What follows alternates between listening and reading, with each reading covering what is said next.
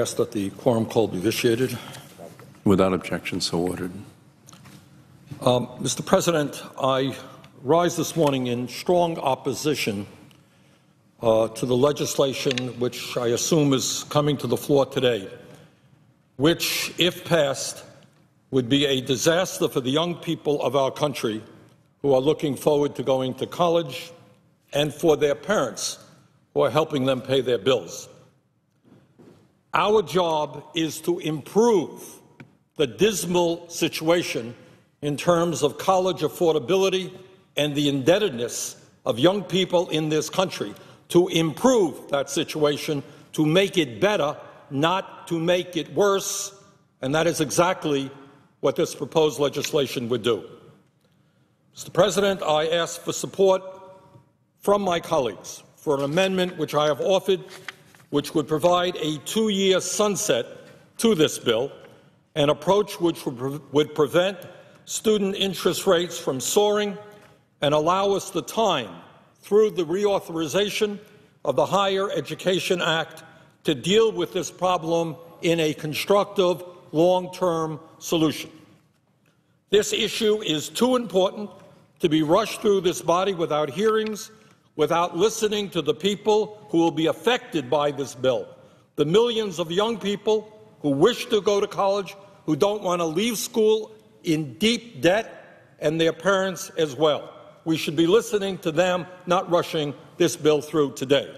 And I want to thank Senators Leahy, Whitehouse, Gillibrand, and Schatz for their co-sponsorship of this amendment, and I look forward to widespread support from my colleagues.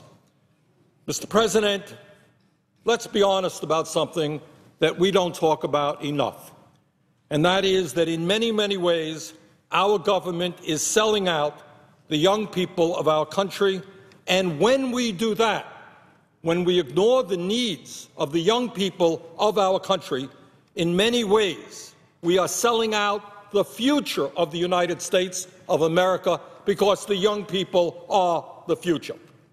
And if we don't turn this around, I fear very much that we will continue on the downward spiral that we have seen for the last several decades, a spiral in which the rich get richer, Wall Street and the multinational corporations continue to enjoy record-breaking profits, while the middle class continues to disappear and poverty remains catastrophically high.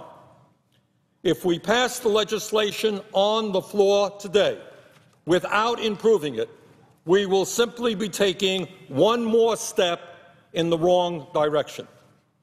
Before I get into the gist of what this legislation is about and what my amendment will do, let me say just a very few words about where we are today with regard to the young people in our country. At this moment, the United States has by far the highest rate of childhood poverty of any major country on earth, almost 22%. And in many parts of this country, we are seeing a lack of social mobility where people who are poor, who grow up poor, stay poor. That is not what this country is supposed to be about. At this moment, the child care situation in this country is beyond disgraceful. Millions of working families are unable to find affordable quality child care, and many of our young people enter kindergarten and first grade years behind where they should be, both intellectually and emotionally. At this moment, the unemployment rate for high school graduates is close to 20%. Unemployment for high school graduates close to 20%, and that's the official rate. The real rate, including those who are working part-time and those who are given up looking for work, is actually much higher. And if you can believe this, and this is a statistic that should frighten us all, should make us all ashamed, the official unemployment rate for black youth, aged 16 to 19, is 43.6%. Now, I share the concerns that many people have recently expressed about the tragic death in Florida of Trayvon Martin. But let's not forget, there are tens of thousands of other young African-American kids all over this country worried about where they are going to go with their lives. As the Bureau of Justice Statistics informs us, 1 out of 3 African-American men can expect to go to prison during their lifetime. What a horrible, horrible waste of human potential.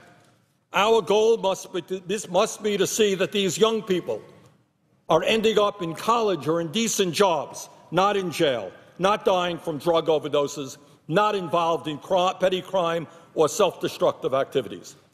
And this legislation will simply make it harder for those kids and for all kids to get the higher education they need in order to succeed in life. Right now, today, hundreds of thousands of young people in this country who have the ability to go to college are looking at the cost of college, the indebtedness that they will incur, and they are saying, nope, I am not going to go to college. What does that say about the future of this country?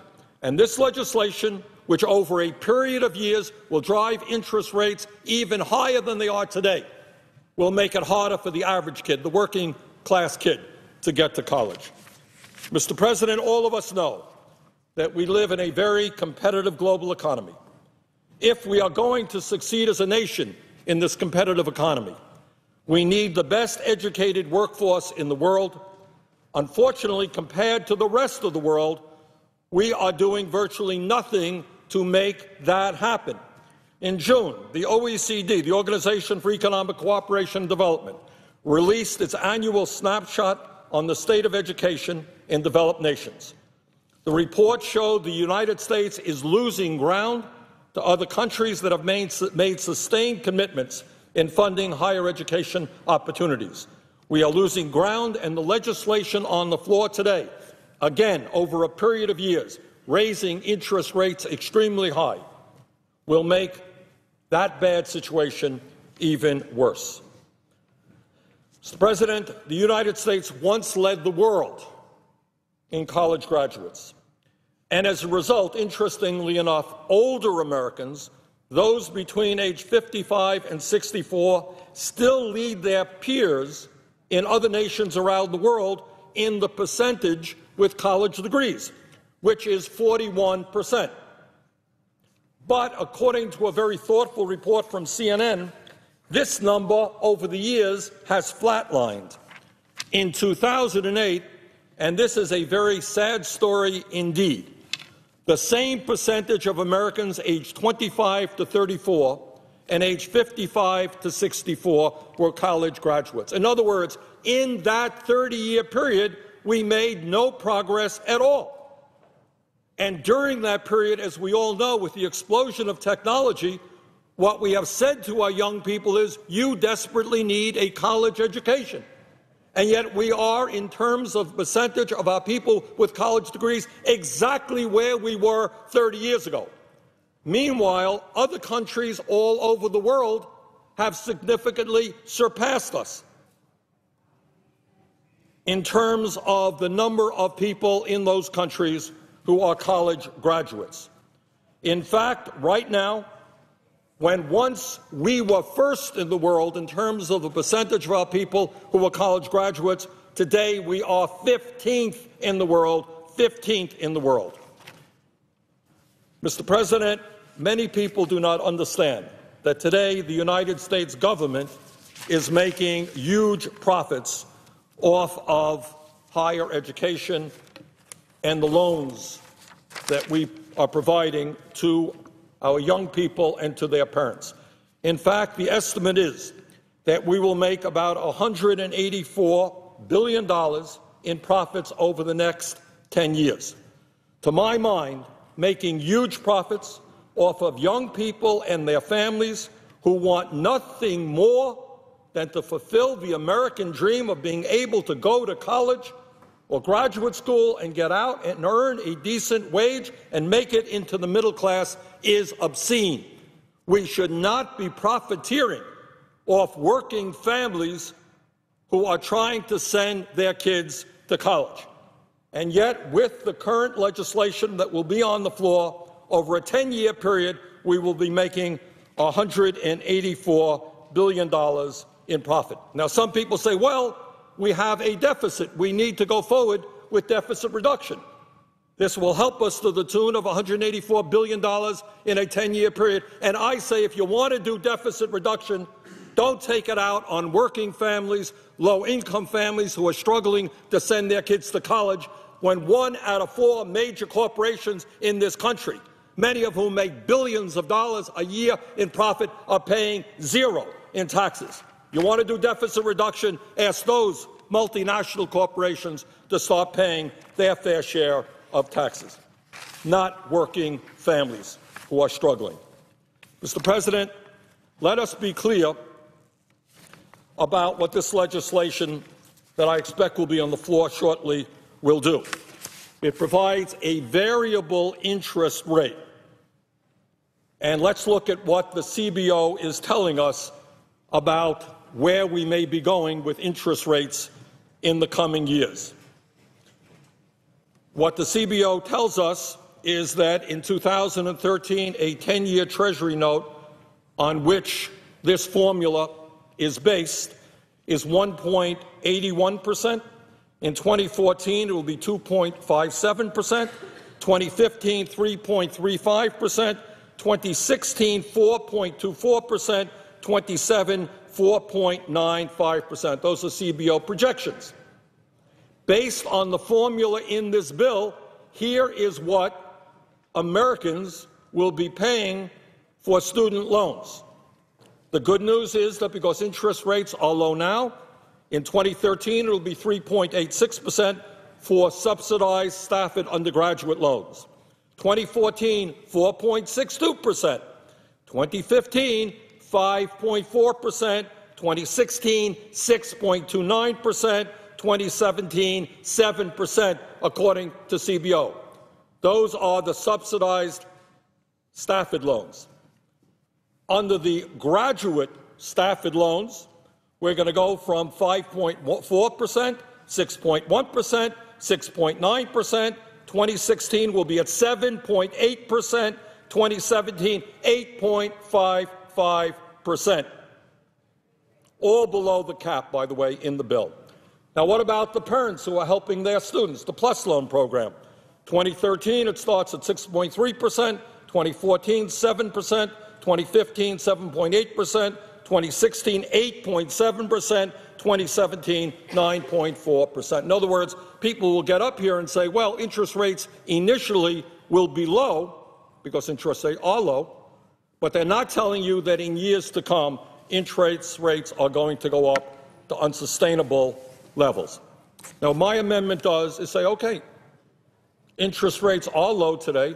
Let's take advantage of that fact and let us sunset this bill in 2 years, where we can then have interest rates that are reasonably low, not as low as I would like them, but interest rates that will not be prohibitive. And then, through the reauthorization of the Higher Education Act, let us sit down and deal with 2 issues. Number one, how we, on a long-term basis, provide affordable loans and scholarships and grants to the people of this country who need to advance their education. And second of all, how we deal with the entire issue of college affordability. College in the United States costs much, much more than it does in virtually every other country on earth. So, Mr. President, where we are today is that we have over $1 trillion in debt in terms of college loans. College loans have tripled since 2004.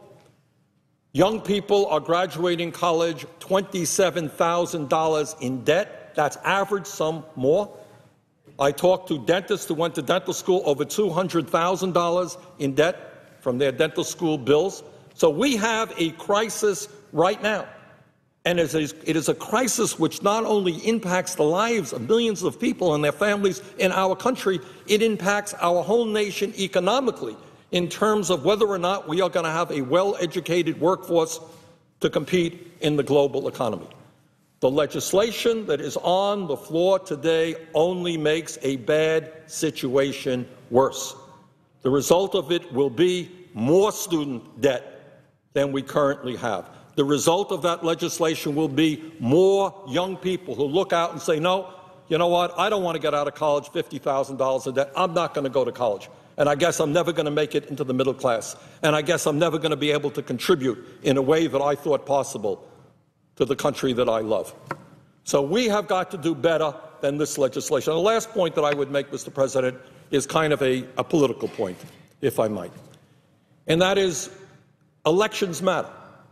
You recently ran for office. I ran for office in November.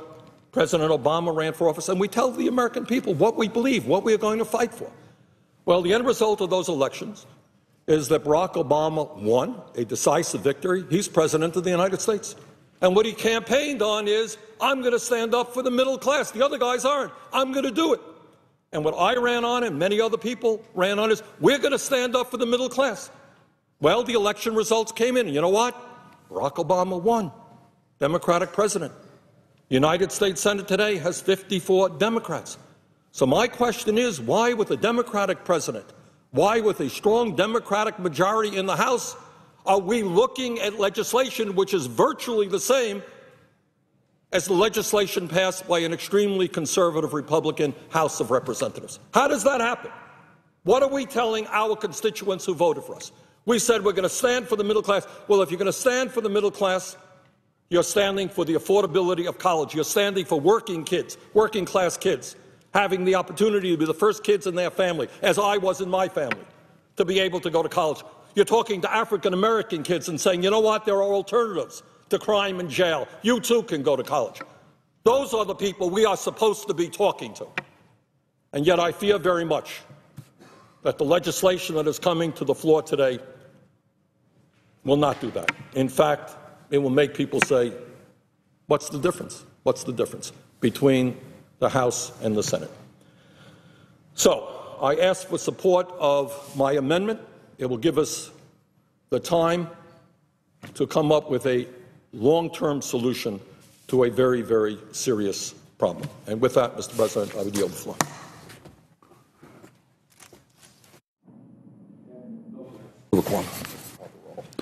The clerk will call the roll.